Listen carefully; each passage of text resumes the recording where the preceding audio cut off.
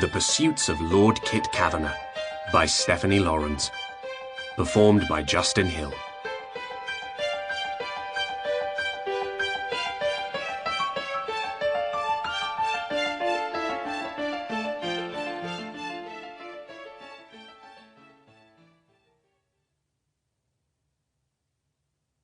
One. September 18th, 1843. On the Bath Road east of Bristol. Steady, lads. Lord Christopher Cavanaugh, known to most as Kit, drew his matched bays to a stamping halt on the rough grass of the roadside lookout. The high-bred horses shifted and snorted, having recently rested in an inn stable while Kit and his companions partook of luncheon. The pair were eager to run again. But Kit wanted a moment to look ahead, at the roofs, towers and spires, and the glinting silver-grey ribbon of rivers that made up the city of Bristol, displayed like a colourful patchwork in the shallow valley at the end of their road. The day was cool, but fine, with a fitful breeze meandering up the valley. Eyes narrowing, Kit surveyed the city he planned to make his home. Today would see his first true step into the future he was determined to craft and claim. He'd been adrift all his life, with no rudder to guide him, and no port to call his home. For the past decade, ever since he'd come on the town, he'd had no direction, no goal. No, not true. His one aim, his single focused goal, had been to avoid the fate his mother, Lavinia, the late Dowager Marchioness of Raventhorn, had planned for him.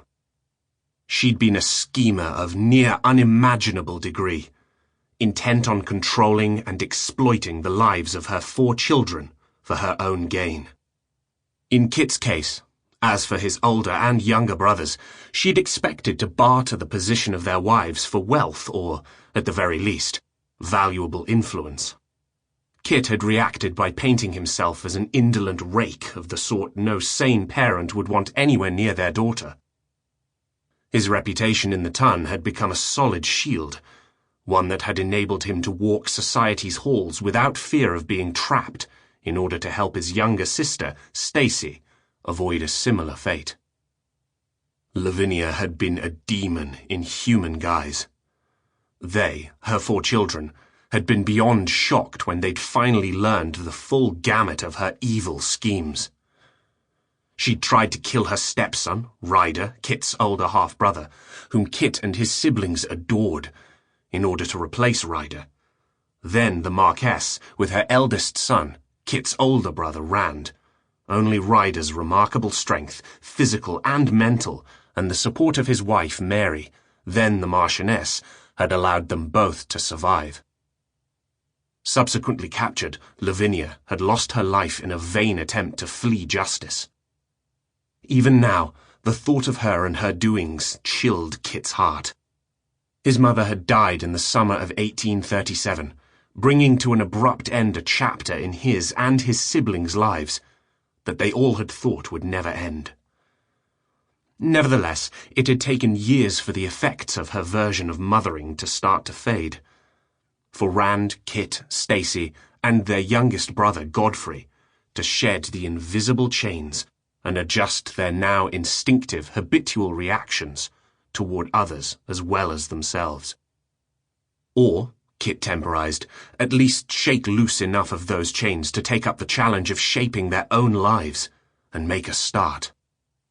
For Rand, arguably the most impacted by their mother's schemes, but also the oldest of the 4 siblings and possessing a quiet inner strength similar to Ryder's implacable will, that had meant becoming a leading light in investor circles, specializing in supporting promising inventions.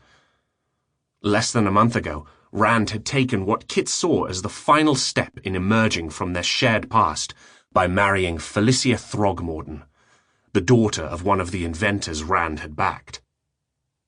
Kit had seen Rand and Felicia 2 days ago, when they'd driven over from their new house to visit with Ryder and Mary at Raventhorn Abbey, the family's ancestral pile, where, since the wedding, Kit had been staying.